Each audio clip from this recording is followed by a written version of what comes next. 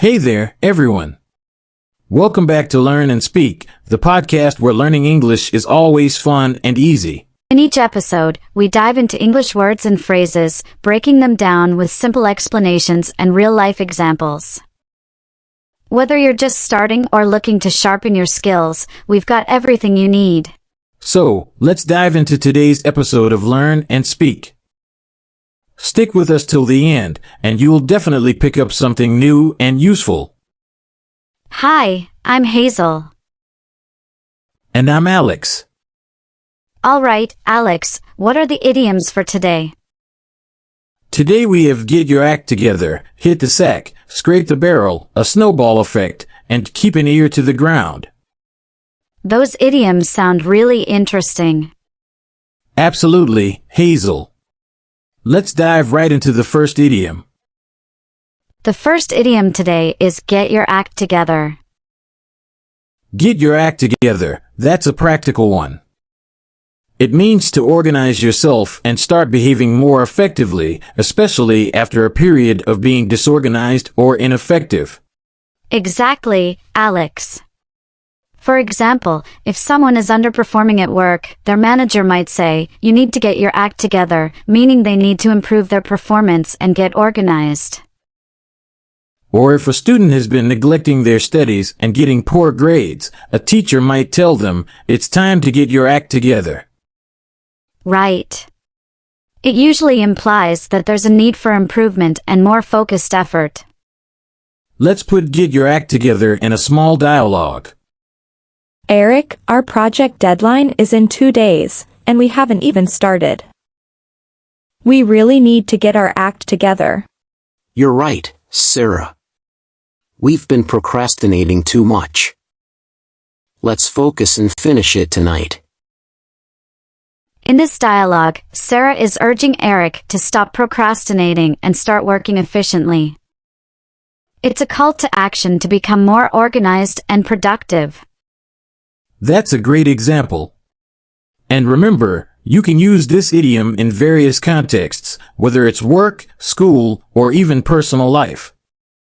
Next, we have hit the sack. This idiom means to go to bed or to sleep, and it's often used when someone is very tired. Picture yourself after a long, exhausting day. Instead of saying, "I'm going to sleep," you might say, "I'm going to hit the sack." It's a more colorful and casual way to express that you're ready for bed. Exactly. And this idiom is very common in everyday conversations. Let's listen to how Sarah and Eric use it. Wow, it's already midnight. I'm exhausted. I'm going to hit the sack. Yeah, it's been a long day. Good night, Eric. Eric is telling Sarah that he's going to bed because he's very tired. It's a simple yet effective way to express the need for sleep. Right, Alex. And you can use this idiom in any casual conversation. For example, if you're at a party and feeling tired, you could say, "I think it's time for me to hit the sack." Our third idiom is scrape the barrel. This means to use the last and often least desirable resources because that's all that's left. Imagine you're organizing an event and need more volunteers, but you've already asked everyone you can think of. You might say, "We're scraping the barrel," meaning you're left with few and not so great options. That's a good point, Alex. It often implies that you're making do with what's available, even if it's not the best. Let's hear how Sarah and Eric use this idiom in their conversation. We need one more person for our team, but we've already asked everyone. Now we're scraping the barrel. I know. It's hard to find someone reliable at the last minute. Sarah is saying that they're left with very few, not so great options for their team. They're having to use whatever is left, even if it's not ideal. And this idiom can be used in many situations. For example, if you're out of groceries and have to make a meal with whatever is left in the pantry, you might say, "I'm really scraping the barrel for this dinner." The idiom "a snowball effect" describes a situation where something starts small and builds up, becoming larger and more significant, often in a problematic way. It's like a snowball rolling down a hill, picking up more snow and getting bigger as it goes. This can happen with problems, where one issue leads to another, creating a bigger and bigger problem. That's right. Let's hear how Sarah and Eric use this idiom. I started with a small problem, but then more issues kept coming up. It's like a snowball effect. Yeah, once things start going wrong, it seems like everything else does too. Eric is describing how a small problem has grown into a bigger one due to accumulating issues, much like a snowball getting larger as it rolls down a hill. And this idiom can be used in various contexts.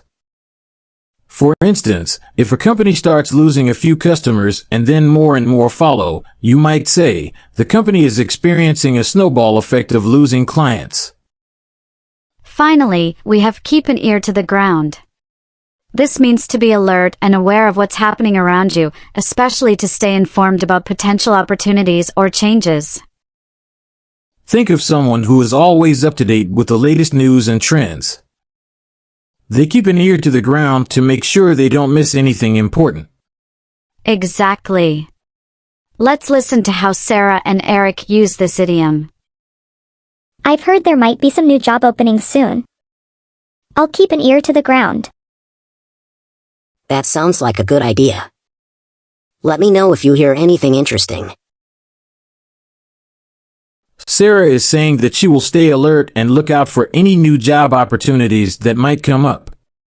And this idiom is very useful in professional settings.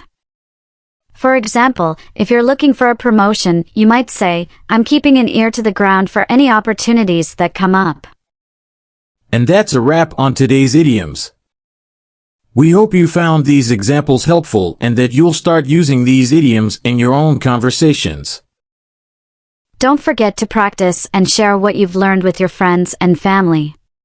Thank you for listening. We'll have more fun and learning soon. Don't forget to subscribe so you can join us again. Goodbye for now.